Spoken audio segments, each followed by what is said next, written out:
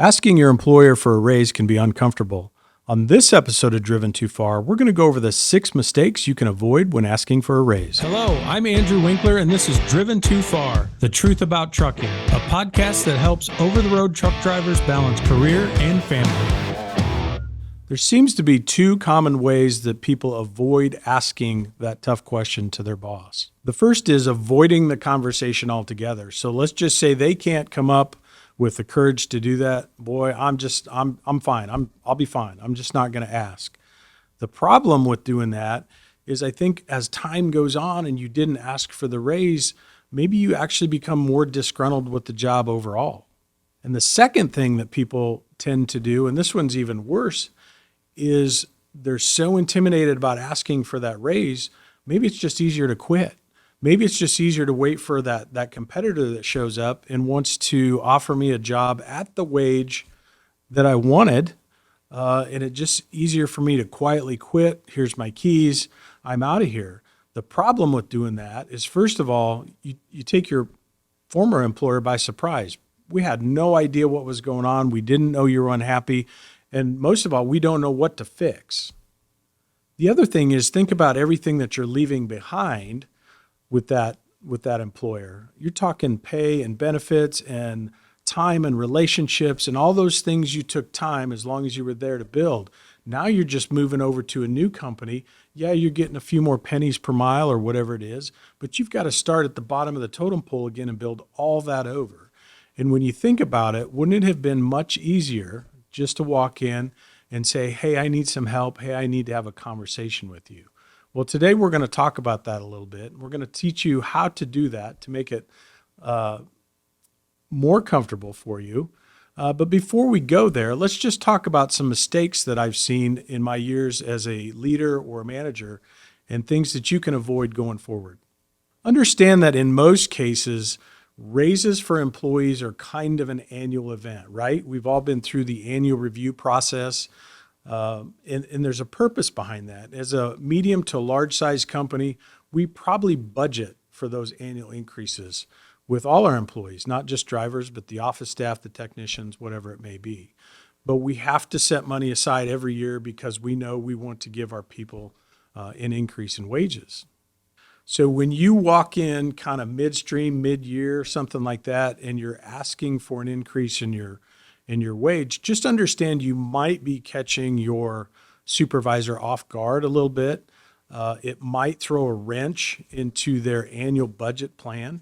So if you get kind of a weird reaction, that might be one reason that it happens. One of the other tactics I would caution you about is comparing your wages to another team member.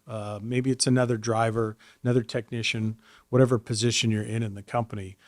But the problem with doing that is, first of all, I'll just be brutally honest.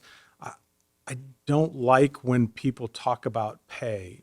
I can tell you that in my 30-year career in transportation, I have not once talked to anybody about my compensation, my pay, other than my boss and my spouse.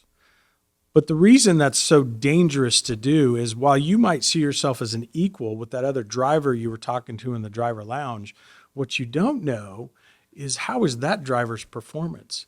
Maybe it's better than yours, maybe it's not as good as yours.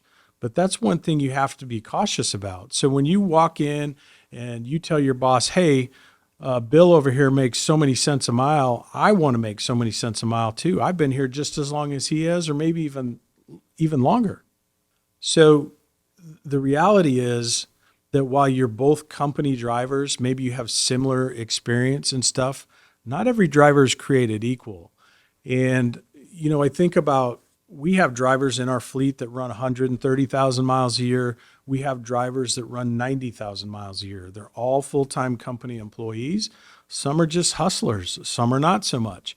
So then you kind of have to ask yourself, well, if I was in that employer's position, is it right to pay every driver an equal wage? So maybe it's not. It's definitely, there's safety and productivity, and there's lots of factors that can go into your wage. So that's the danger in asking or comparing your wages to somebody else or other drivers, and then thinking that you need to go in and ask your boss for equal wages, because there's too many things to compare there. The third tactic you might want to avoid is make sure you're not coming off when you ask as being entitled. Entitlement is like you deserve something. It's your right to have this, and that's certainly not a way to set the tone for a conversation if you're going to ask your employer for a raise in wages. The best thing you can do is come in with a humble attitude and understand that you want to come in with the idea that you want to earn your raises. You want to make sure you've done everything that you need to do to take that next step on the wage scale. The fourth tactic I would try to avoid is what I would just call threats, right? This is maybe you walk into the boss and you say, hey, so-and-so is making this much, so many cents per mile. If I don't get the same thing, then I'm out of here. So that just doesn't ever work. It's first of all, the first thing that's going to happen is you're going to put your supervisor, you're going to back them in a corner. They're going to instantly become defensive. And that tactic almost never works for drivers. The other thing is if it actually does work and they actually feel like because of the situation you put them in and they have to give you a bump in pay, it's almost certainly going to create some animosity going forward. So if you rub your supervisor the wrong way and they feel like they've been attacked or cornered in some way, I would hate to think anybody would do it, but there's certainly a chance that down the road, they're probably going to remember that. They're probably going to remember how you made them feel and how you approach that situation. And I wouldn't think they'd retaliate, but I'm just going to guess that they probably won't forget how you made them feel in that situation. Number 5 is probably one of my least favorite, and it's something that I simply won't put up with, and I call it the bluff, right? This is when I walk in and either I've got a note on my desk, somebody's given notice, they're given their 2-week notice because they're going to quit, or maybe they've sent an email with the 2-week notice. And that is a tactic where they think, well, if I just give my notice, then they'll be forced to ask where and why I'm going, and that will open the conversation about a higher wage. So it's a tactic where they really never intend to leave. They just think that if I go down this path and I turn in my 2-week notice, then I'll automatically get a raise. And I'll just tell you that one certainly does not work for me. Yes, I will ask questions about you have very valued team members, so of course I want to know where you're going. Is there anything else that we could have done to keep you? But at the end of the day, I'm probably going to shake your hand and wish you well. And I've seen it enough over the years, the look on that person's face when you say something like that, you can tell if they were bluffing or not. They just get this look of surprise, like, oh my gosh, no, you weren't supposed to say that. You were supposed to tell me you were going to give me more money to stay. So I don't think that's a good tactic at all. Unfortunately, I see it a lot. And it's probably people that just, like I said, you don't know how to start the conversation. It's a super uncomfortable thing to do, to ask for that raise. But we're going to give you some tips here in just a little bit, see if we can't get you through that. The sixth thing to remember is asking for a base wage increase. One of the things I always challenge our people with is if they come to me and ask, one of the things we're going to talk about is what other incentives are you earning in the programs that we offer. So if you're a driver, there may be a safety incentive, there may be fuel bonus incentives, there may be other ways to earn pay like becoming a mentor or become a driver trainer. Now, with the understanding that becoming a driver trainer is not for everybody, I will ask you about the other incentive plans. So if you're somebody that's putting a great effort forth and you're already getting that safety bonus and you're doing very well in the fuel bonus, maybe you're even a mentor for us, and you still make a case for needing a bump in your base wage, then I will certainly take a good hard look at that. And there's a good chance you're probably going to get it. But one of the things that happens is we get drivers that come in on occasion and they're more or less demanding a raise because they heard such and such carriers paying this or my buddy's making that. But I'm going to look at what else they're doing for us in the programs because I know those incentives are out there. And in many cases, that can be another 2 to 6 cents a mile, something like that. So it's significant dollars you could earn. If I find out they're not making fuel bonus or they're not checked into being a mentor yet, or they haven't done everything they could in the safety programs to bump their pay, then that's going to be my first challenge to them. Because essentially what I see then is I see an employee that comes in and wants a raise for not doing any more work, right? If that makes sense. It's about giving that employee a bump in pay for essentially the same amount of work. And it just doesn't feel right to do that. Now, like I said, if they're knocking it out of the park and they're doing everything you ask of them and they're just a really good employee, then absolutely we're going to take a look at that and see how we can help you out. So you want to really know how to approach your boss or your supervisor and take the discomfort out of it. So I've got a couple, I'll walk you through, I'll give you some ideas here. Maybe here's some openings or sentences you can use that I think will take a lot of the discomfort out of it and just make the whole process a lot easier for you. The first thing I would do is maybe schedule a time with your supervisor if you can. Try to do this face to face. That can be hard as a driver, obviously, if you don't make it back to the terminal as often as you'd like. But see if you can't and just ask them to set 5 minutes aside. You know, the conversation doesn't take very long. But just, pop in and say, hey, I've got something that's really important to me. I was wondering if you'd have a moment to discuss it. And that's it. That's your opening right there. The next thing I do is I would say, can you tell me what the compensation range is for a full-time company driver? And meaning, is it between 55 and 65 cents? In other words, does your company offer some kind of range for people with less experience versus people with more experience? So what's the range? Ask them what that range is. And then ask them, where do I fall in that range right now? So what you're trying to do and trying to understand is, do I fall in the middle? Am I down towards the bottom? Am I already up towards the top of the range? And then this is where you're going to make your case. You're basically going to say, listen, so I've been here X years, 2.5 years, whatever that looks like. I'm safe. I'm on time. I'm loyal.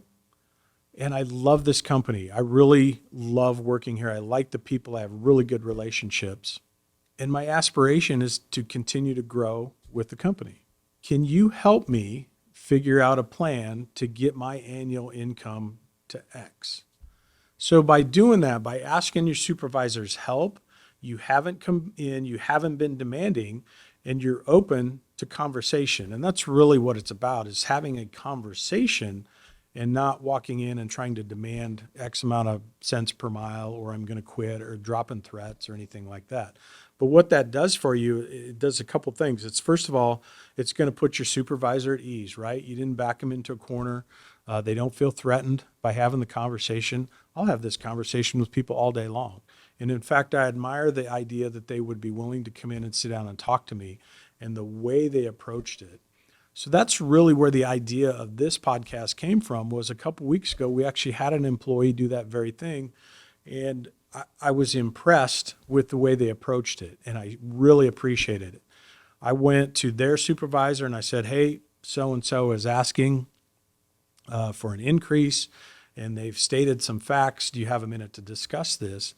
And, we sat down and we went over some things, and we were able to come up with a raise for that employee because we knew they were doing a good job.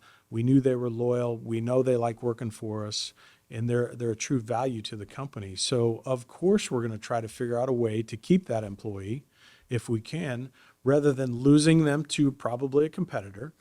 And then, having to go through that whole process of hiring somebody, and it takes 60 to 90 days to get somebody in the door. And then you're going through a training process, whether they do or don't have experience. I mean, if they don't have experience, you really have to go through a training process. And even if they do, they still have to learn your way, your culture, all of that. So in my mind, the dollars we were able to find for this person and keep them on board, it was a win-win. It made them happy, and hopefully even more loyal and appreciative to the relationship that we have with them. So I thought it turned out really well. But that was the inspiration for this podcast, because while I was impressed how they did it right. Unfortunately, I've probably had way more people probably approach it the wrong way. So I really wanted to say, listen, here's a list of six things that's probably not going to start the conversation off in the right way. But here is a way that you can approach it.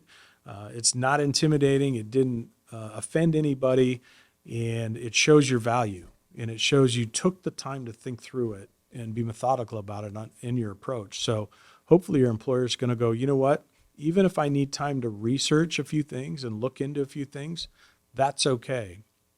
And by the way, if they give you that response, if they say, let me look into that, you probably need to come back and say, I'd be happy to let you look into it. Is it okay if I check in with you on Monday?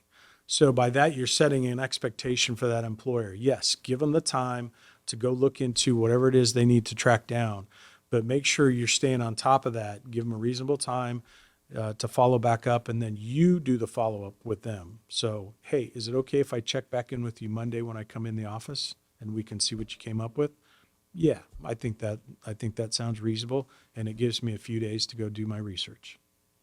So that tactic that I just shared with you, it avoids those 6 mistakes. First of all, it creates a window for the increase, and it's not an immediate demand. So if the conversation was, can you help me find a path to this, to whatever that dollar amount is, maybe it's not all at once. Maybe that's something that, hey, we can do a little bit for you now, but there's going to be other opportunities along the way. And what I like about that is you need to think about your career as, or your job as a career, right? It's a continuum. So don't think of it as just an event. It's not something that's just happening today. It's not transactional. You should never think of your job like that, but it's a career. So if it takes a little bit of time to get there, that's okay, right? That works out better for everybody. The other thing you didn't do is you didn't walk in and you didn't compare yourself to anybody else. Like I say that for whatever reason, that kind of rubs employers and supervisors the wrong way to know that people are kind of comparing wages. It's a little bit hurtful because while, again, like you think you're on the same level as that other person you're talking to, you really have no way of knowing who's at what level. You didn't come off as entitling, you didn't come off demanding anything, and you didn't give an ultimatum to do it. So I absolutely think this is probably the best approach for you. If you decide that you want a midterm, kind of go in and ask your boss for a raise, this is a great way to start that process. Thanks for joining us on this episode. For more resources on improving your trucking career, check us out at driven2far.com.